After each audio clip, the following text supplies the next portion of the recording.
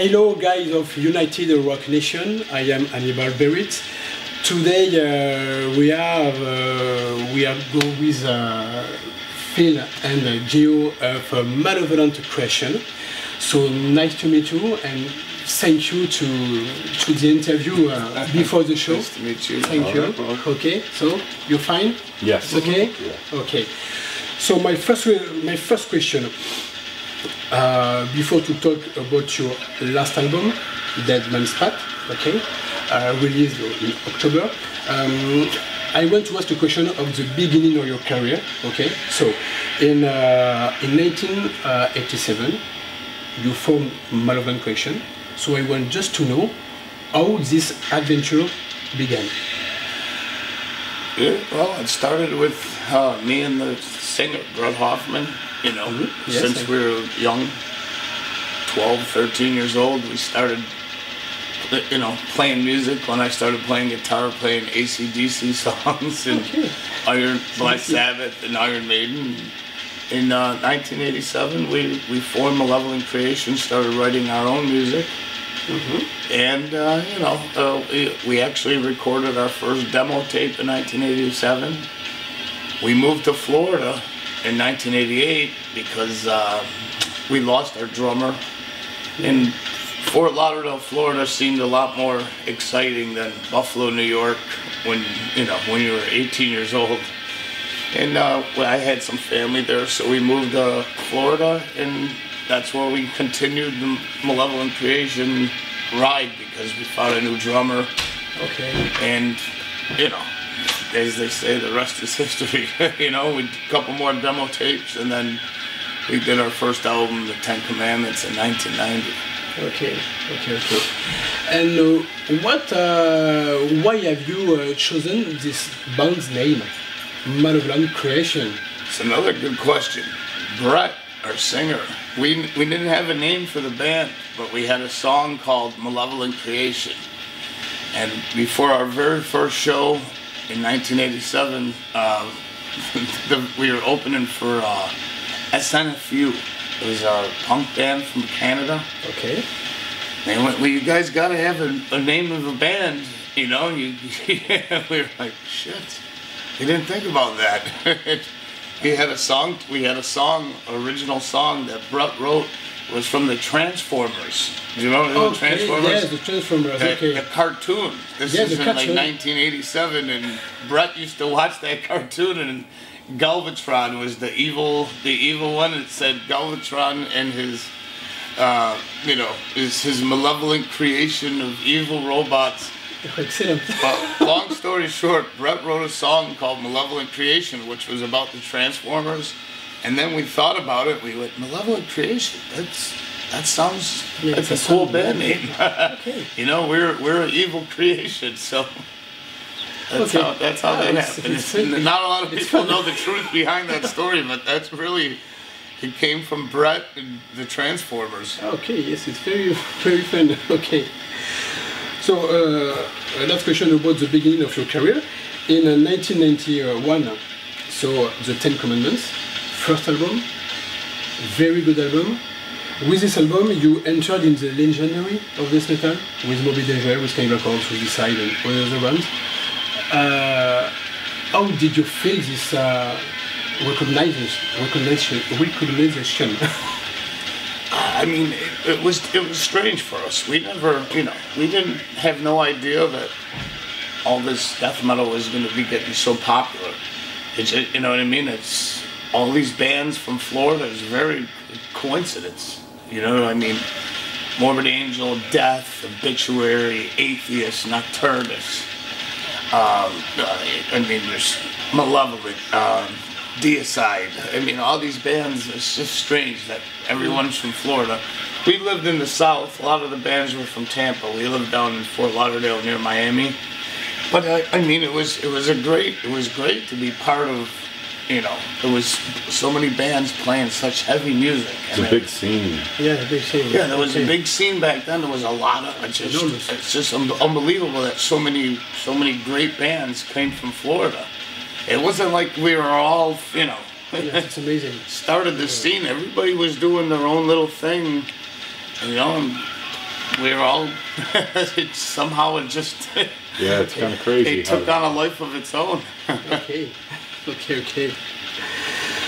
So, in your 30 years career, Almost. in 2 years, Yeah. okay, big success. How could you explain this success? 12 I mean, album? it's up and down ride, man. Yes, I know you know, that. music is fucking, you know, you never know what's gonna happen. But all I can say for me is, since I've been in, since the beginning, I just love music. We love playing, you know, the music that we write and play. We love it. We still, you know, we don't listen to a lot of other death metal really, You but do your job, you do your well, passion. we like okay. to write music that we would like to hear. You know, when we write songs, you know, expect like for our new album, we just Okay. write music that we would want to hear. You know, that we would like to hear other bands play, but they're not playing it, so we're doing it. You know, I mean, we write music for ourselves, but as long as other people like it too, that's a plus.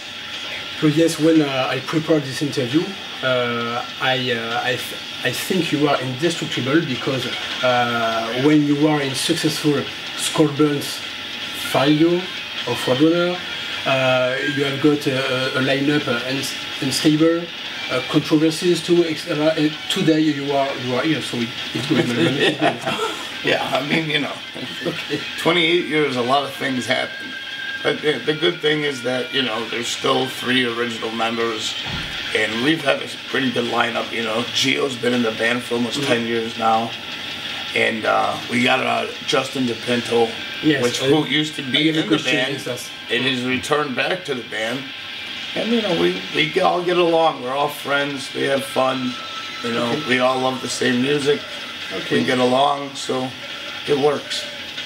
I read through just the turn back of Justin. It was very important for you and for the band and for the music. Absolutely. Yes, absolutely. Oh, and we needed it. We needed Yes, him back in the band. Our former drummer was just. He is important in the inspiration to do music, to do. Absolutely, definitely. We were kind of limited on the last, you know, writing process with the last album. Okay. And now the new one, we're just have, you know. You don't have to worry, you know, no arguing. You know, we say, Justin, this is how the music is. Make it even better. The music is dirtier, more explosive. The fast is faster. There's more dynamics. You know, the drumming's more interesting. Plus, Justin's just overall, he's just a great person. Not only is he a good drummer, he's a great guy. We all love him. And he's like, you know, he's like brother. Right? Yeah. You know what I mean? It's just, it feels good. Okay, no, it's very yes. I can do that. For those also this album, you changed the label. Prefer Century Records than Nuclear Blast. Is there a reason to this choice? We were never really, like, we were licensing our albums to Nuclear Blast. And I mean, no offense to Nuclear Blast, but they never really did anything for us. You know what I mean? They really didn't do any promotion. Like, even on the last album, Invidious Dominion, I did no press, like nothing. They didn't even set one interview up for us. Okay, so yeah, and we were on tour with music. Exodus. We were on tour for 1 week, and they sold out of all the albums. We didn't have any albums on tour. There was none in stores. I think they made 5,000 copies, and that was it. Yeah. And they were gone. And then we had to wait another month before we had to do a whole tour with no albums to sell. The record stores, no one had them. You couldn't buy them online. They had to print more copies. Okay. It's not a good way to start off a fucking It's not a good new work album. yes. But yeah, Century Media, last summer when we were over in Europe playing some festivals and stuff, we were shopping. We had recorded a 5-song demo, 5 new songs. And we sent it to, you know, a bunch of labels, and almost every record company contacted us, but Century Media went out of their way and came to a couple of the festivals. We played Party Sad and a couple other things, and they were really excited. They really loved the new songs. They're fans. Yeah, They're fans, of you know what I mean? Malevolent, so. it just worked out. You know what I mean? They knew that Nuclear Blast wasn't doing nothing for us. They said we still believe in the band. You know, the new materials they thought was, you know, it just as we thought, man, it was fucking great. It needed to be released on a good label. Okay. So, you know, so far so good. We can't complain. Century Media has been really good to us. You know, we did a lot of press. You know, we're doing that interview right now. Yeah. When I was in for fucking 10 years in Nuclear Blast, I might have did about fucking 10 interviews. Okay. So for this album, so Den Man's Pat, when I heard it, I found this album more doom and melodic than before, with the power of the Will to Kill and the aggressivity of Evenom. Yeah. And Venom. A lot of people say that. This is what you want to do with this album? Exactly. I mean, you know, the songs, we always want them to be memorable. You know what I mean? We could sit there and write songs all day long that are a million miles an hour. Okay. But it goes over people's heads.